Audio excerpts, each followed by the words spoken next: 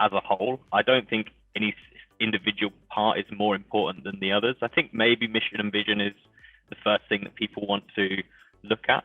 But essentially, I think the key to employer branding now is building that complete profile that attracts the right types of candidates to your business. So mission and vision, I think, is key. That's the first thing that people are going to look into when they are thinking about applying to a role in your company or seeing you on social media and thinking maybe they'd quite like to work for you.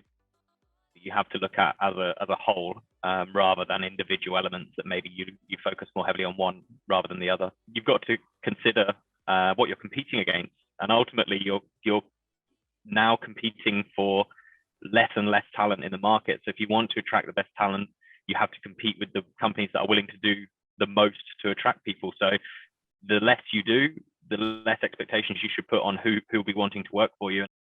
It's no longer about money.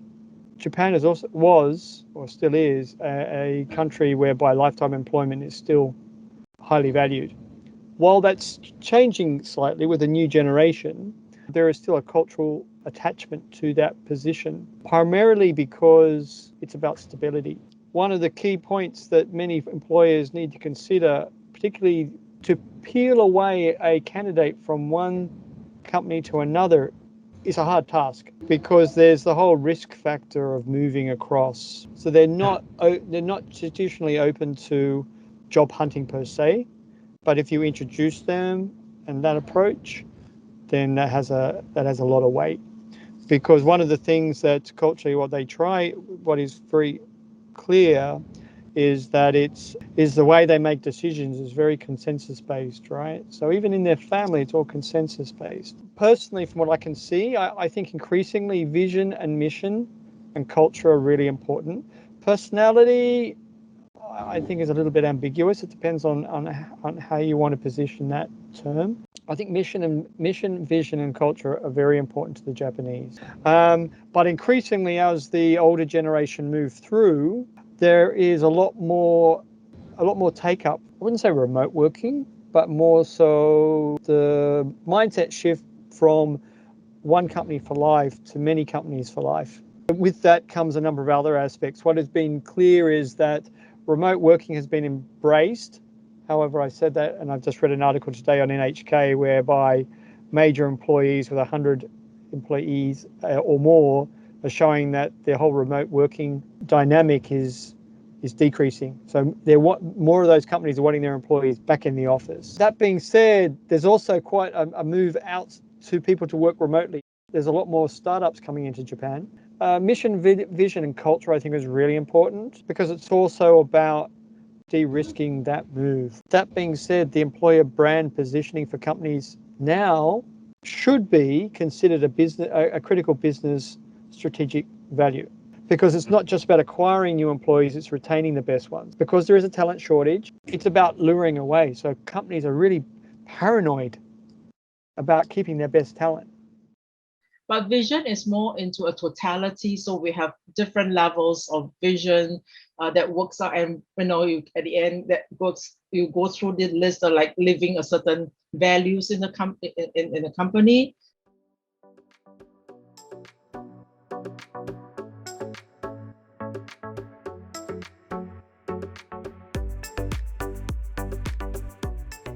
I think the common thread from my point of view is going to be how authentic are the values and things that you're putting out to the market. I think, we've probably gone through over the last few years of the mission and values process. Most businesses have kind of adopted that, and they've got values and they have missions and they have things they want to be achieving or things they want to be doing with their markets or with their employees. Is that actually then something they're following through with? And I think that it was nice when you heard companies talking about these things for the first time because it was refreshing. But then after a while, if that doesn't become a reality, then it's a little bit of a vanity exercise. So I think candidates at the top level of the market are going to be looking for companies who maybe do less talking and more doing, in terms of companies that perhaps want to talk about issues in the market. Diversity is obviously a really common one, but actually what could you do in your day to day that even impacts that 1%.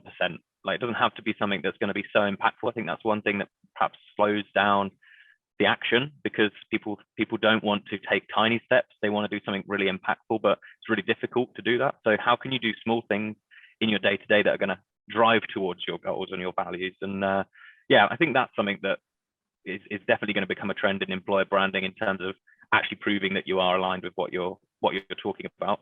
There's probably going to be a bigger focus on overall packages for people, and you know, not just looking at salary or commission or some of the benefits that we've seen, you know, in the market that are a good step forward, but I don't think they're the end solution. You know, like I see a lot of companies who have pool tables in the office or things like this, which I think are great, but I think after a while, you know, people need more, I think, from what they're getting in at work. And I think, you know, salary and commission is one part of it, but training opportunities and developmental opportunities I think is going to be key, because people want to make progression.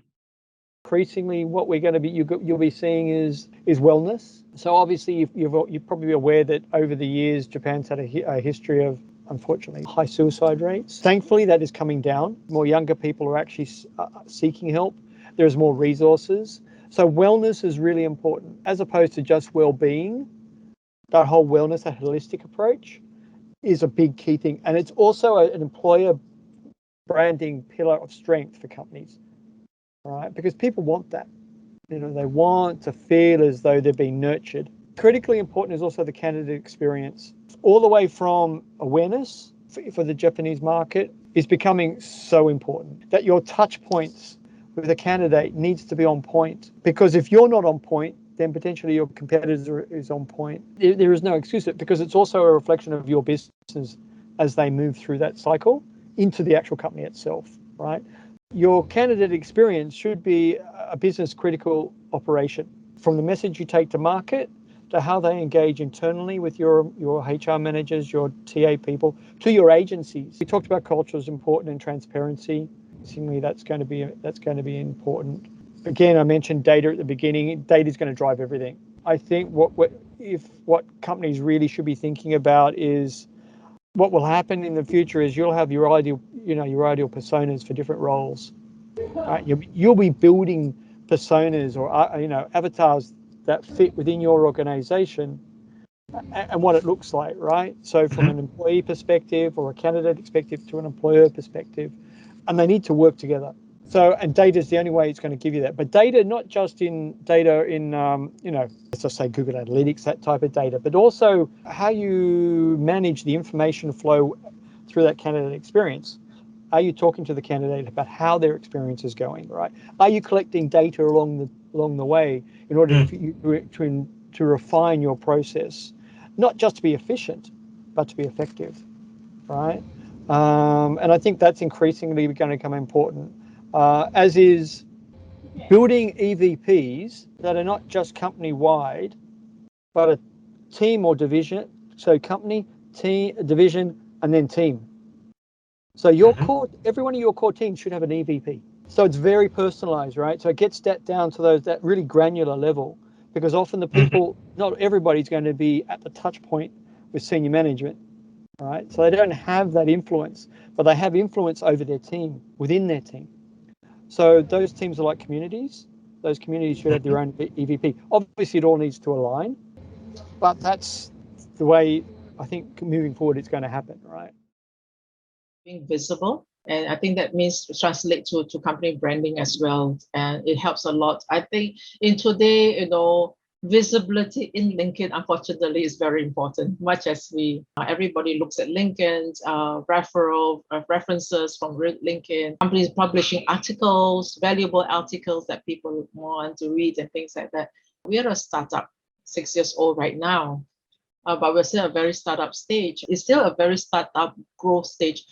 In the last 6 months, we've been growing and employing people at a very, very fast pace as we are growing very quickly. When I first joined, I was a bit concerned, because as a startup, you don't know, right? And with the then situation with COVID, we don't know, we just unsure the situation, especially for a startup. But with recent months, when I start looking at the new candidates that come in and join and listening to them, I'm surprised that they actually are keen to join us for a startup company. And I think there is a potential. And because I think thanks a lot to the branding that we have, the company's branding culture that's out there in the marketplace, I think that helps a lot. Yeah. And I think this should be it will still be important in the next 5-10 years from now.